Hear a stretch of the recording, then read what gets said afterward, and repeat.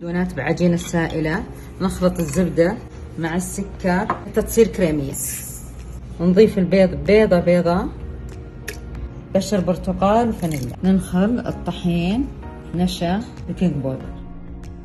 نضيف الطحين بالتدريج، نضيف الحليب. من القوام بهذا الشكل. نوزع العجينة بالآلة.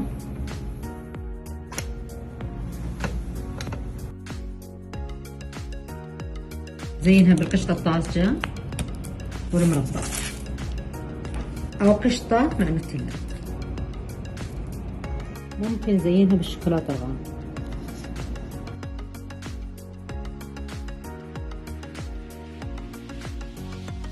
الدونات مع نكهة البرتقال تعطيكم طعم بين الوافل والدونات، مرة لذيذة.